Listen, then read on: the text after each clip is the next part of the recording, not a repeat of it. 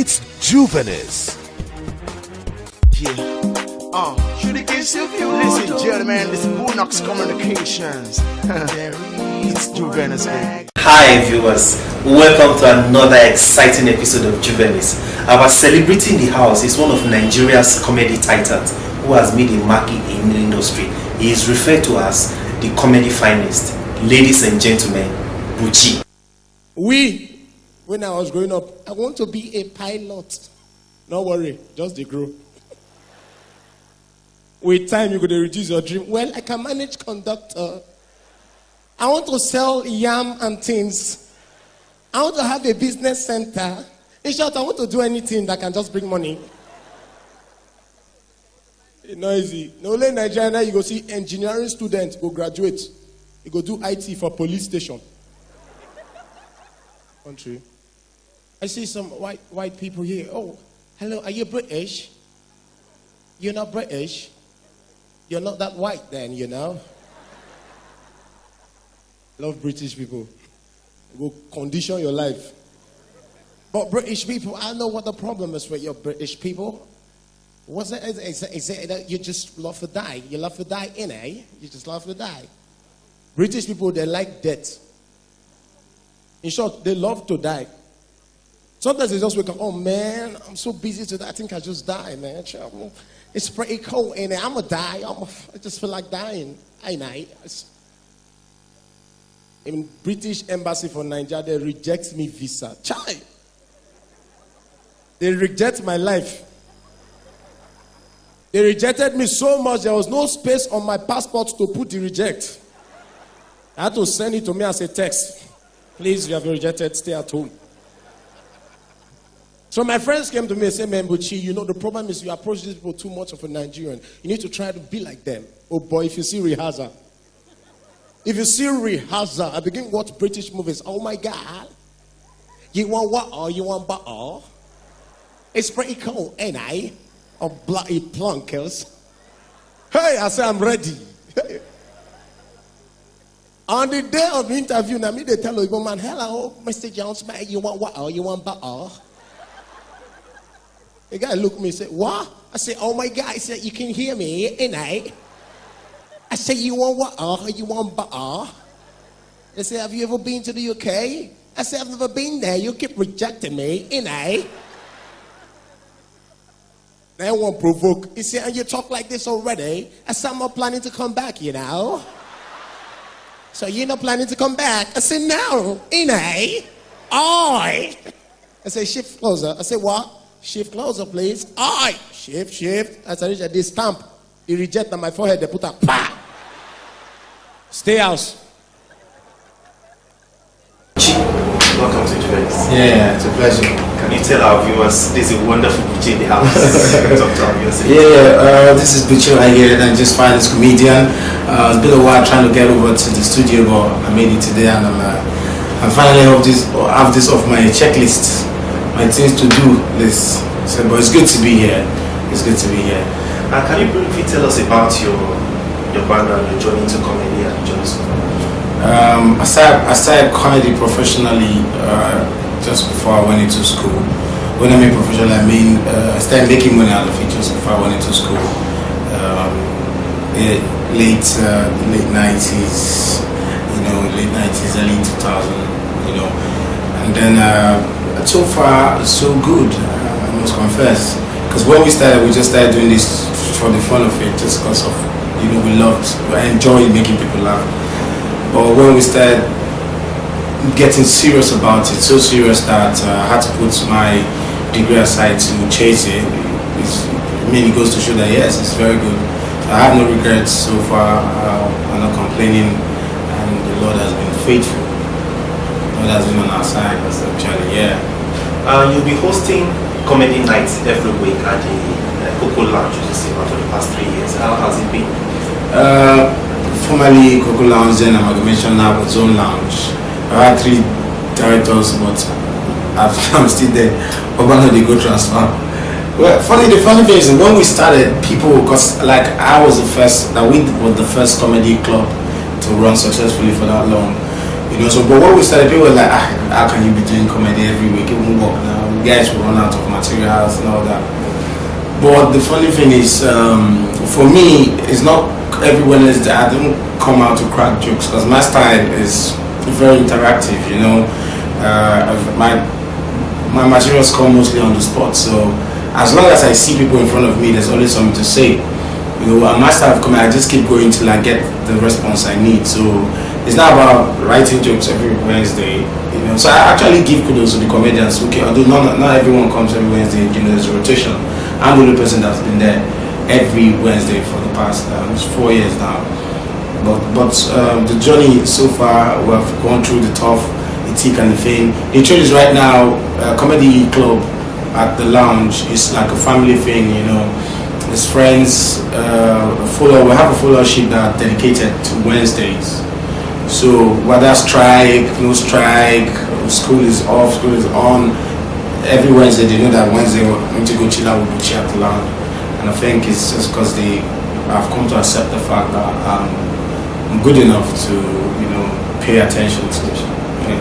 Apart from comedy, do you engage in other business? Yeah, I do. Everything I do is actually tied to comedy. I do acting, you know. I have my own sitcom that we shot already, trying to push out there, still developing another one very soon. So even if I'm acting, if I'm directing, writing, it's all tied to comedy. So comedy is like the big umbrella for every other thing that I do. Other than that, you know, I'm not into like sales and all that. I do that, but it's belongs to someone else, like a boutique, but it's not on me. Just open it for someone. So far in your comedy career, what would you say are the most embarrassing and best moments? Embarrassing moments for me, I've not really had bad days. There was this once in Asaba, my performance wasn't because I'm used to, I've never been booed off stage, you know. So I've had days I had to struggle, especially corporate shows, you know, you struggle, and then when you just hit the spots, you know, yeah, you're good to go. You know, so but my show in Asaba, I didn't feel like, yeah, this is me. You know, my great moments, there are so many great moments for me. My first trip to South Africa, my first trip abroad to the UK, my first trip to America.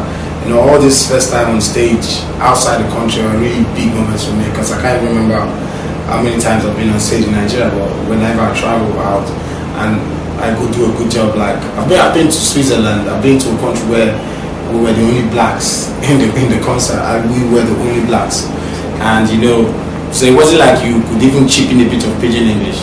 You had to speak English and you had to speak slow, you know, and to do jokes with that. And then for us to have come out on top, I think those are high moments for me. Those are high moments.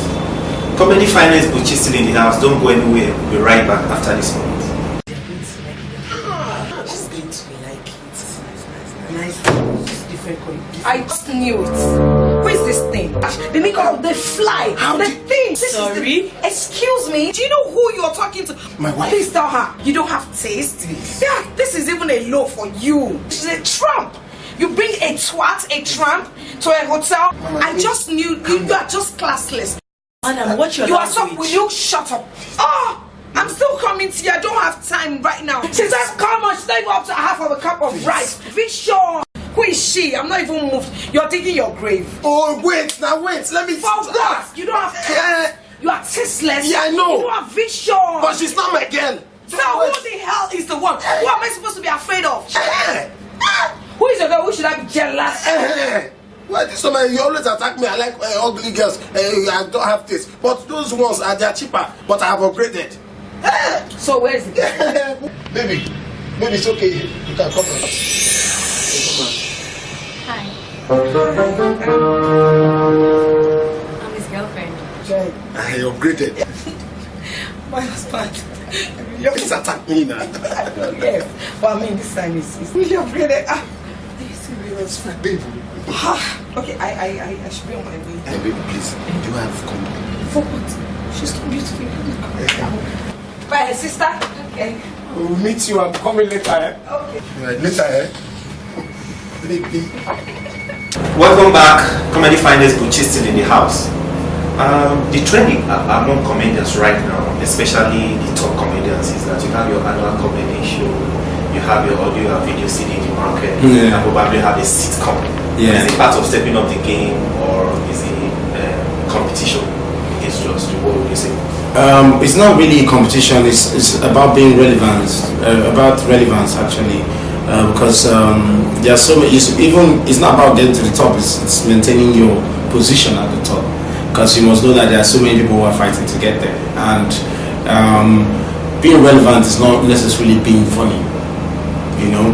So you have to up your game. If for those who sing, do music videos, it's about being seen, it's about being relevant. So when people just who do we call it, it's the face you see a lot, that's the person you remember, or the person you listen to a lot. So that's why they have audio CDs, DVDs out there, sitcom. Everything they do is just try to put your face out there more often, be relevant to the public, you know, be available. And the best way actually is by doing all these things that you need to be seen with, you know. It's going on TV, the big screen, maybe even shooting movies. It's all, but it's not really like a competition because this one shot, I'll shoot. No, everybody is trying. You're pushing your market, you're pushing your brand, and you know the most prominent way to get your brand across is to be relevant, and that's TV. Okay. Do you have intention of coming out with that? Yeah, I shot one and I'm developing another one, because by this time next year at least both my sitcoms will be out there. It's really about me. It's centered around me, because that's what it's about. It's really, I just want people to see more of me. You know, the people here have heard my jokes, seen my clips or my skits, but I just want people to get to see more of me, you know, and acting, you know. And of course it's going to be a comedy, it's a sitcom, so it's a situation comedy, so it's still going to push my brand.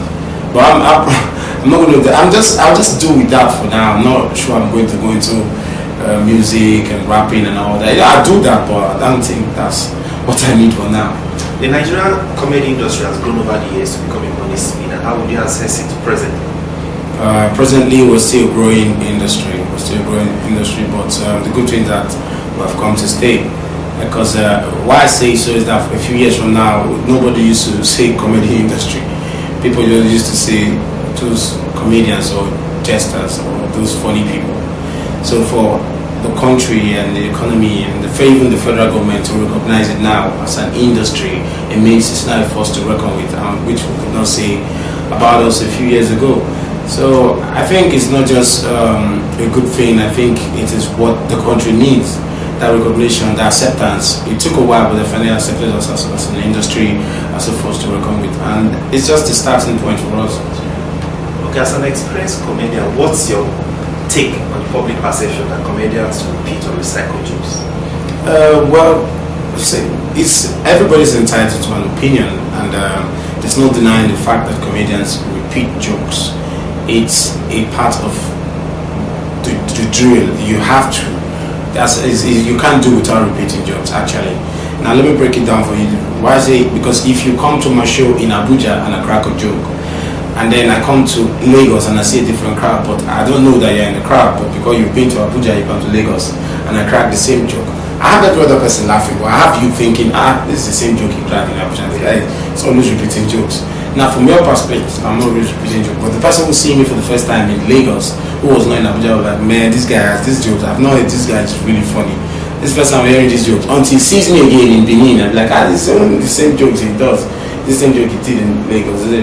So for the fact that you're meeting a new, it's a new stage, you have to, as long as those jokes are funny, it's not particular to a set of people.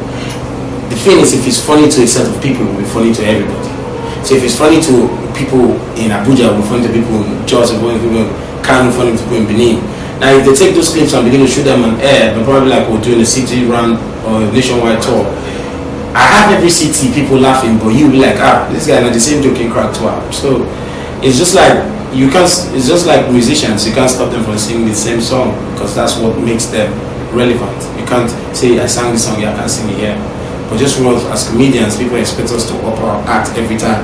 And I can assure you that comedians up the act every time. But if you go for every of our show, you're definitely going to hear us say one joke over and over again. Because we're dealing with different set of people every time. So going by your growth in the industry, where do you see yourself in the next 5 years? Well, I think I'm here to stay, and I don't think I'm going to leave comedy. I just believe that 5 years from now, we're going to be running the game, the industry. We're going to be running the industry. We're going to be in charge. That's what I believe. That's what I know. Okay. So finally, what's your word to the viewers watching this interview?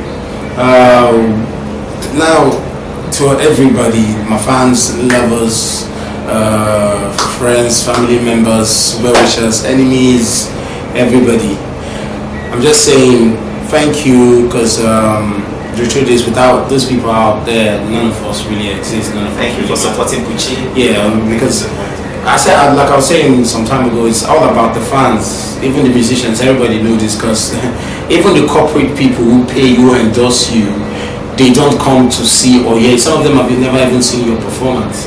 It's the fans, the people who talk about you, who talk about your act, who tell their friends, who tell their mothers, who tell their parents. So you fans put our names in the ears of those that listen and those that matter. And so it all boils down to the support and love we get from people who are there who see our acts. You've seen my act, you've seen me, you like what I do, you appreciate what I do. I appreciate you more for believing and supporting me. Okay. Alright, Buchi, thank you for coming to Juvenis. Yeah, present this to you.